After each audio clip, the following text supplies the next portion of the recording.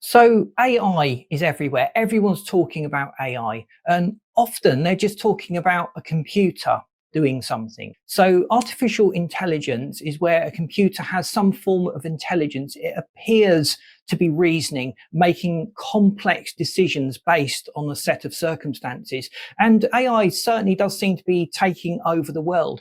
But in this video, we're just going to look at the role of AI in the automotive industry. And we're going to look at the pros and cons. I'm not going to give you my personal opinions. I'm going to give you the facts as I've discovered them and leave you to make your own decision. And please let me know in the comments what your thoughts are on how AI is developing in our cars and within the automotive industry, and whether you think it is a good thing or a bad thing. So artificial intelligence systems are arguably much faster. They can try more variations than a human in the same amount of time. And it can improve the overall design process of our cars, from the aerodynamics to engine components. The old concept of coming up with an idea, prototyping it, and then evolving the prototype was quite a lengthy process. But now an artificial intelligence can run various designs through complex models that it has and come up with potentially the best solution, which can then be prototyped and modifications can be made to that ultimate AI solution that's presented.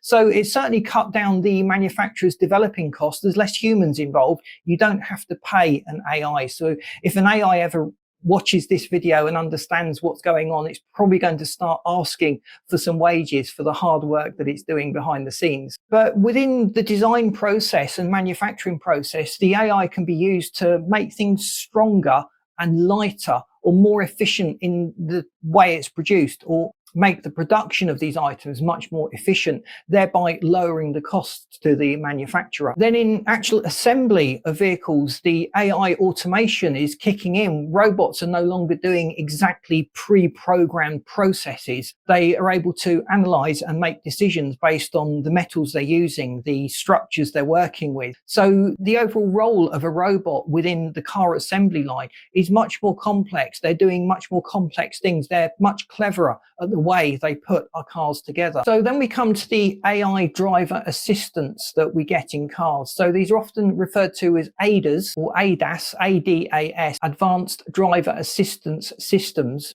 And I'd love to know if you think these are a good thing or a bad thing. Even your entertainment system inside the car is now controlled by AI. You can talk to an assistant in the car and ask them to do things. Now, I've got one of the really early ones in my car. My car's getting on for 10 years old. And I've often asked for a navigation to a destination. It's decided I wanted to call a person, which was a bit awkward because this was like 4 o'clock in the morning, and they picked up the phone and I had to explain that I didn't really mean to call them. So I've had lots of situations where it has misunderstood my voice. Have you had that situation where you've used an in-car assistant and it's just got things completely wrong? But the idea of being able to talk to your car, ask for real-time traffic updates, ask it to navigate you to maybe a nearby fuel station because you're running low on fuel, or to call ahead, or to read your texts or emails as they come in so you can actually be thinking about them and dealing with them while driving, although there is an argument that that can still take your focus off the road. So let me know if you think that's a good idea or that's a potential risk that we should legislate against and avoid doing. A lot of cars now have a fairly complex maintenance monitor on them. So depending on your driving style, it might shorten the service intervals and tell you need to take it in for an oil change. So most modern cars do have some kind of service indicator on the dashboard that shows you when the car is due for a service. But the more complex ones take into account a lot more factors, and they're a lot more accurate at keeping that car in good condition. So they take data from around the car using cameras, radar, various sensors, and they make adjustments for you. So the obvious development that we get in most modern cars now is the option of adaptive cruise control, where you don't just set a speed and it maintains that speed blindly. It looks ahead at the traffic and the traffic flow, and it makes adjustments to the preset speed that you've got to keep you a safe distance from the car in front, but to allow the speed to increase and decrease up to your preset maximum. So that's certainly made driving more comfortable for people.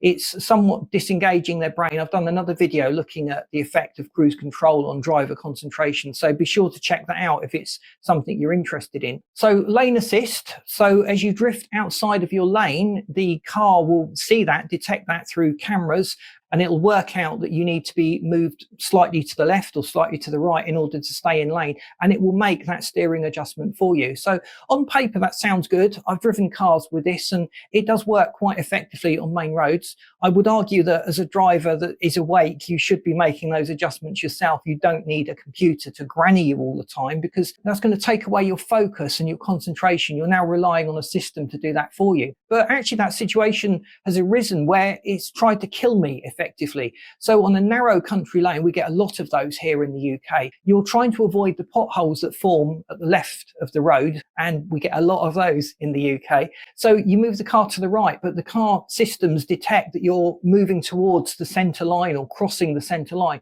and it forces you back. I've been wrestling with the car's lane assistance in order to avoid the potholes and drive safely and avoid a blowout or possible crash just because I've driven into this great big pothole at the side of the road. So in that situation, it's usually best to turn off that driver assistance. So if it's something you have to turn off, I would argue it's not fully developed. It's just a gimmick that's there. And if it's not something a driver can rely on to operate in the background and take over in those situations where the driver has misjudged, it makes a lot more sense to have that system than the situation where it's just blindly making corrections without taking in any information. So in my mind, that's more of an automated system than an intelligence system. But then they've moved these processes on, and you've got adaptive braking where if a collision situation arises, the brakes are automatically applied, often much quicker than the driver can actually react. So again, in theory, that sounds very good. But I had a comment on one of my other videos where a pigeon had flown in front of a truck that had, or a truck or a bus, I think it might have been, that had this brake assistance, and it forced it into an emergency stop situation just because that bird had flown in front of the camera detector and it had picked up on that and thought there was some obstacle, whereas a human driver would have just noticed the bird and not even flinched, not caused an accident by braking heavily at that moment. So fully autonomous cars are being developed by a number of different manufacturers. Tesla is probably one of the most well known, but we've also got Uber and Waymo, and they use artificial intelligence for decision making. Now, the thing that worries me is if there's a situation where you have to choose between mowing down a bus queue of old people and a bus queue of small children crossing the road, a human would make a logical decision, whereas a computer may make the wrong decision. So it's very hard to inbuilt a sense of moral complexity to the decision-making process when you're dealing with an AI system. So it's going to be interesting to see how they get around those issues and those situations that could arise. Let me know in the comments what your thoughts are, and if you can think of a situation where a human would make a different decision to a cold logic reasoning AI. So more than half of the consumers that were questioned said that they would not buy a car with an autonomous driving system. And 30% just feel cold toward the whole idea of autonomous driving. And for a lot of people out there, they just want to see autonomous driving become perfected. They don't feel it is there yet in terms of road safety and the way it works. There was a recent Forbes legal survey where about 93% of respondents were dubious about autonomous driving systems. 61% of US citizens said that they don't trust fully autonomous systems with their loved ones and family. So theoretically, it's okay for everyone else. But if you were putting your family in one of these cars in the hands of this AI, would you be prepared to do that? I'd love to know what your thoughts are on that question. And about a third of those, 30%, are not that excited about that prospect. It's going to be a car that comes with a feature that they are probably never going to use. There's certainly questions being asked about data privacy. If your car is keeping a constant log of where you're driving, how you're driving, and the speed at which you're driving, and it's storing all of that information, is that potentially going to be misused? Is this information securely stored within our cars and within the manufacturers' networks? Or would it be useful to hackers if they were able to get in and extract all of this information on it? Can this information that's being stored be misused by authorities, by manufacturers, by large corporations? These are all concerns that have been voiced about the rise of AI in our daily lives, but certainly in our daily driving lives. So with every day that passes, these AI systems become more complex, more capable, and to a lot of people, more scary? Let me know what your thoughts are on this march toward an AI future. Is your job under threat by an AI system? Then we move on, and systems have evolved to allow fully autonomous driving, where the computer uses a sat-nav system, cameras, radar, is aware of what's going on around the car, and can make adjustments depending on adverse road conditions, whether there's a pedestrian stepping out into the road, there are obstacles on the road. And these autonomous systems have come a long way. I've been quite impressed with these fully autonomous driving systems, but am I impressed enough to actually allow them to take over my driving? Well, probably not. And most of the manufacturers say they do require driver assistance. There's got to be a driver there engaged to take over should they make bad decisions. So again, in my book, that's not fully developed. It needs to go the whole way so you can rely on it all the time. And even with the best will in the world, with a perfect computer analyzing everything, there are still unexpected things that happen that cannot be avoided by these automated systems. And a driver might actually act more cautiously than a blind logic reasoning computer system and avoid an accident just because they've maybe perceived something and made adjustments to their speed or their road position in order to avoid the potential problem that a computer would not have calculated. So the benefits seem to be cost savings for the manufacturer, which theoretically they'll pass on to us customers when we're buying the car because they were cheaper to produce, is making the car safer. So a lot of these systems will help to avoid problems and situations where a driver might make poor decisions based on maybe a distraction. It can enhance the vehicle's lifespan by monitoring all the systems and warning the driver if some kind of maintenance or there's some kind of problem that needs to be addressed. And engines are far more complex now than they used to be years ago. They've got far more sensors, and a lot of that is down to meeting those emissions standards and emissions regulations. And then we've got the more annoying developments that we have, like the intelligent speed assistance. So recently in Europe, there was a law passed that all cars must have some kind of intelligent speed assist. So they monitor the road signs and the sat-nav and make sure that you're driving at the set speed. So they can either take control of the throttle and slow the car up, or they can just flash a warning or beep or vibrate the steering wheel, just do something to indicate that you're not driving at the set speed limit.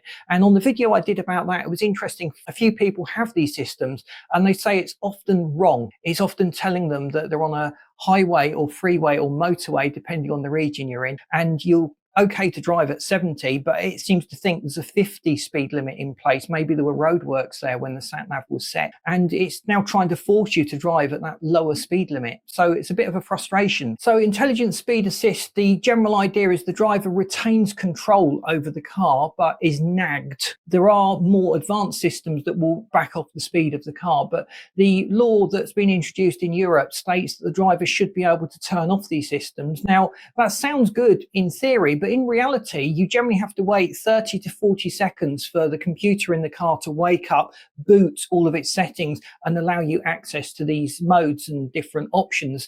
And that's just an extra delay on your journey. Arguably, it'll give your car a little bit of time to warm up properly, but most drivers just want to get in and drive off. And if you're maybe a delivery driver doing lots of stop start through your day, that is going to drive you absolutely nuts if you have to wait each time you jump back in to switch that system off. So please let me know what you think of these AI-based speed assistance systems. It's useful having AI to plan the routes because there's a lot of decisions that change during the day depending on traffic flow, roadworks. They're all things that as a human, if we had the information, we would maybe calculate the easiest alternative route. But a lot of the sat-nav systems that we have in our cars are relatively dumb. They physically just choose the shortest route, and they've got limited data to work from in terms of road traffic flow and road closures or roadworks or other obstructions up ahead. So these AI systems could evolve the sat-nav process to just make sure you don't get lost, make sure that your sat-nav doesn't try to kill you. And mine has tried to kill me on a number of occasions. I've ended up making stupid turns onto main roads that I just would not have done had I known that was coming up as a human. And it really taught me to check the suggested route first before committing to the sat-nav chosen route that I should be taking. Do you think AI is actually here yet, or do you think we are just dealing with complex computer systems where they're just using a predetermined set of decision making to arrive at a conclusion or some kind of adjustment that's made. So there have been anecdotal reports of services and warranty claims being thrown out because the car's computer system has logged that the driver has been abusing the car, driving at 85 miles an hour, using the upper part of the RPM range too much. So these systems can have a downside. Will these systems eventually start reporting our misdeeds directly to the police? So we get automatic fines and citations through the post every time we exceed the speed limit or we misread a road sign and go through it. We've got to ask where all of this is heading. There is a hidden side to AI. If you liked puppies with purple hats, algorithms, the AI that drives your social media feeds and the YouTube algorithm and all these algorithms that are in play in our lives will feed us more of what we like looking at. So it will reinforce this view, and effectively it will create a worldview where we decide that all dogs wear purple hats because that is what we see so much of in our feed. So there is a dark side to AI, just reinforcing our own biases and our own preconceptions about things. It's arguably taking away a person's ability to think and reason for themselves. It's also potentially shortening people's concentration span. Have you noticed how movies have cutscenes every 3 or 4 seconds now? Whereas in days gone by, when I was a lad, you would have whole minutes go by where there was no change of scene, these gentle camera panning situations, and they would seem relatively boring now. If you found this video useful, please boot the like button. If you haven't subscribed to the channel, please do so, because we would love you to stay tuned and keep up with all the great automotive content that we're putting out. And I've lined this video up for you that you should find really interesting. Thanks for watching. See you in this next video.